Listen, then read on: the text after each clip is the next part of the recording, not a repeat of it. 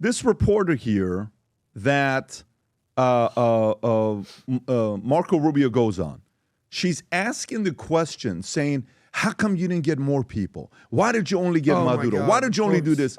And just watch. This is why Rubio, to me, is slowly becoming the #1 draft pick for 2028 election for president. I just want you to see this. Go ahead, Rob. Please play this clip.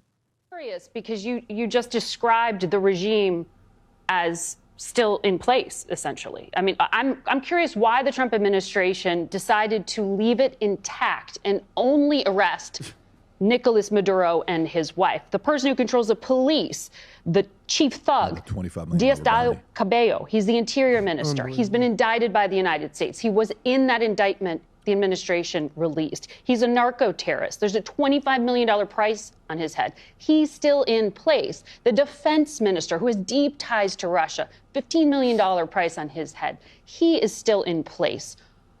I'm confused. Are they still wanted by the United States? Why didn't you arrest them if you are taking out the narco-terrorist regime? You're confused? I don't know why that's confusing to you. They're still in power. It's very simple. You're not going to go in and wrap up. But you can't go. You're going to go in and suck up 5 people. They're already complaining about this one operation. Imagine the howls we would have from everybody else if we actually had to go and stay there 4 days to capture 4 other people. We got the top priority. The #1 person on the list was the guy who claimed to be the president of the country that he was not. Question? And he was arrested along with his wife, question? who was also indicted. And that was a pretty sophisticated and frankly complicated operation. It was. It is not easy to land helicopters in the middle of the largest military base in the country. The guy lived on a military base. Land within 3 minutes, kick down his door, grab him, put him in handcuffs, read him his rights, put him in a helicopter, and leave the country without losing any American or any American assets. Amen. That's not an easy mission. And you're asking me, why didn't we do that in 5 other places at the same time? Unbelievable. I mean, that's absurd. I do think this is one of the most, daring, it's maybe the worst complicated, sophisticated missions this country has carried out in a very long time. Tremendous credit to the U.S. military personnel who did it. It was unbelievable. And tremendous success. And today, an indicted drug trafficker who was not the legitimate president of Venezuela, who we don't recognize, the Biden administration didn't recognize, 60-something countries don't recognize, the European Union doesn't recognize, and many countries in Latin America don't recognize. He was a indicted drug trafficker. He was arrested.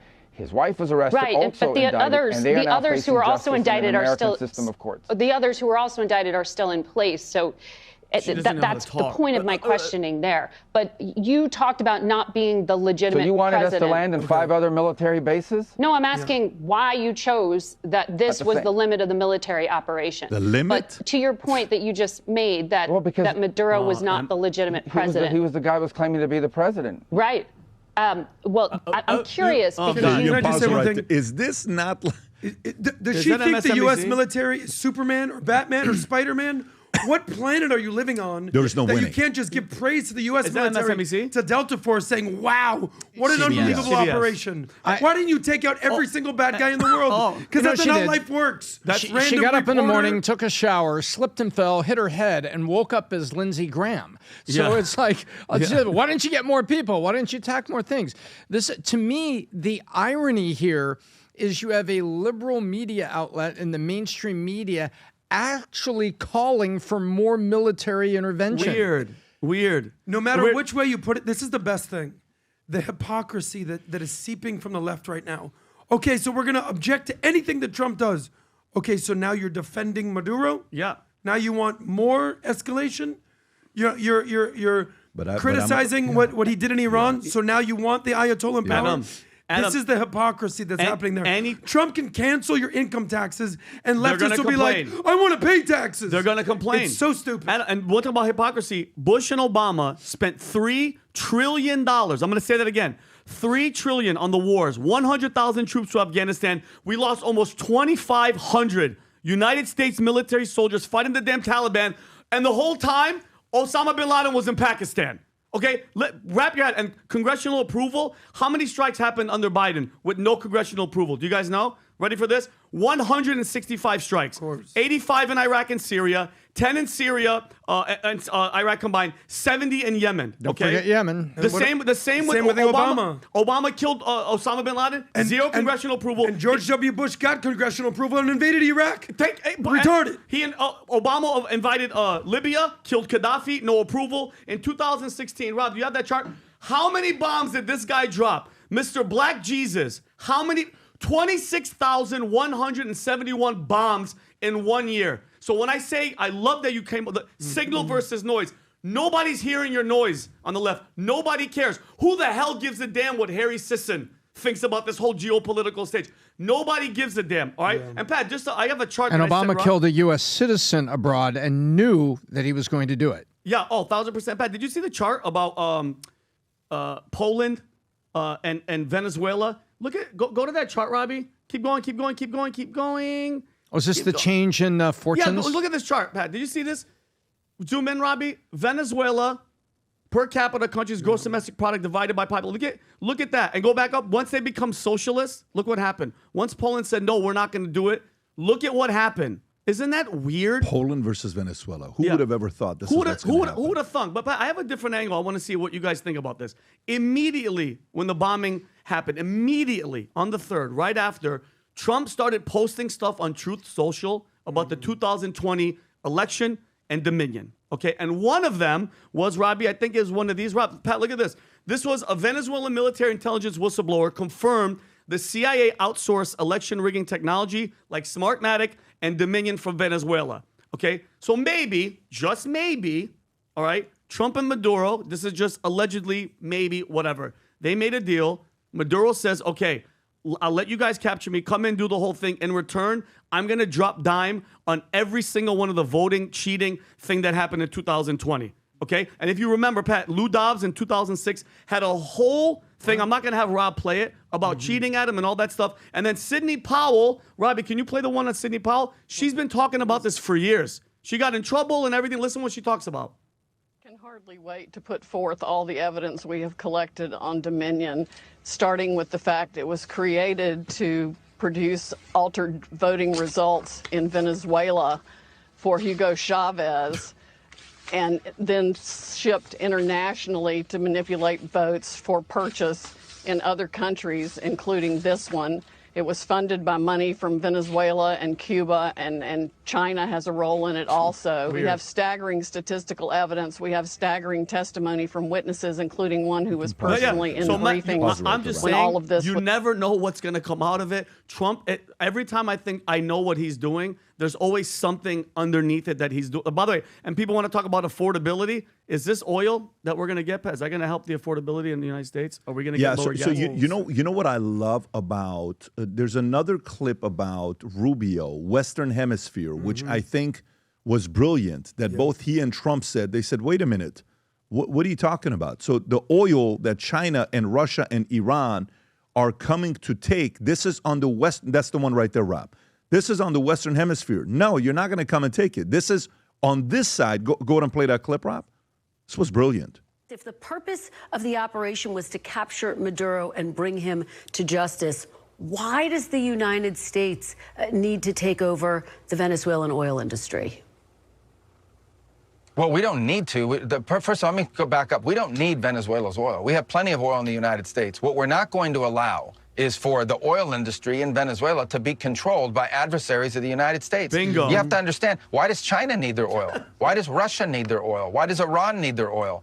They're not even in this continent. This is the Western Hemisphere. This is where we live. And we're not going to allow the Western Hemisphere to be a base of operation for adversaries, competitors, and rivals of the United States. Have specific oil companies? We also want to see that oil and the proceeds from it. Hold on. We want to see the oil proceeds of that country benefit the people of Venezuela. Why have 8 million people left Venezuela? 8 million, the single largest mass migration probably in modern history, left Venezuela in 2014 because all the wealth of that country was stolen to the benefit of Maduro and his cronies in the regime, but not to the benefit of people of Venezuela. You know how destabilizing 8 million migrants is? The number one fear that Brazil has, that Colombia has, that all these countries in the region have about what's happening in Venezuela and our involvement is they're afraid of another mass migration event. That's what they fear. This is deeply destabilizing stuff. It's not going to continue to happen. They are not going to come from outside of our hemisphere, destabilize our region, in our own backyard and us have to pay the price for it. Not under President Trump. I got this one, Pat.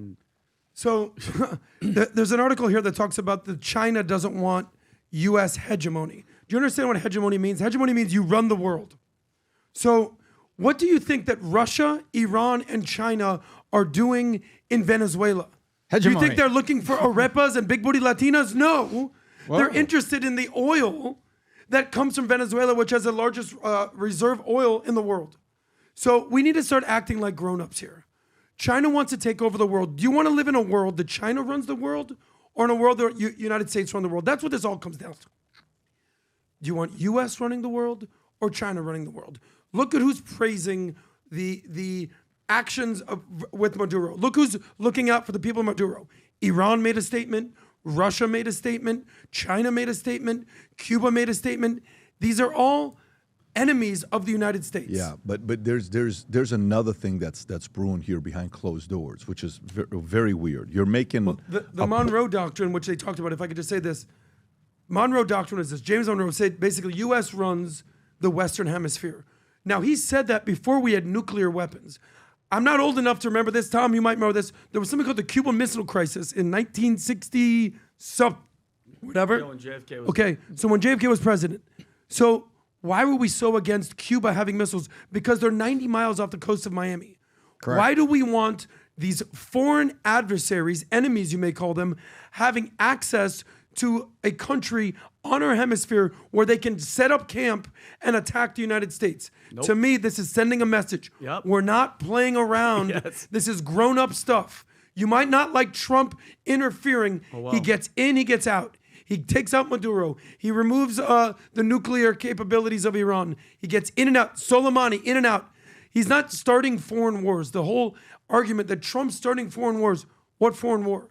You're making that up. He's in, he's out, he's precision. Yeah, but this is, again, yes, I saw the whole thing with Iran, with China, with, who's responding to, oh my God, what's going on? Who's criticizing it? I've been getting a lot of minutes about people talking about what they want to do with their culture in 2026, going into 2026.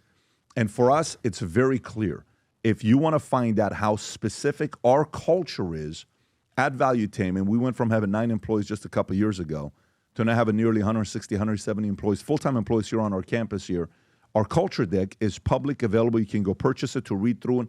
It tells you exactly how we do everything, how we do our calibration, what we stand for, what we do, what it takes to get promoted here. If you've never had one of these, you can go pick one of these up. Last time we did this, it sold out literally in minutes when it was gone.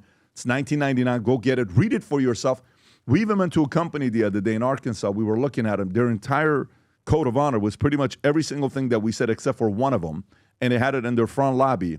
You can obviously go out there and change it up and do it for whatever you want to do with your company, but this could be a way for you to get some ideas for your business going into 2026. So go to vtmerch.com, Rob. We can put the link below as well for people to order.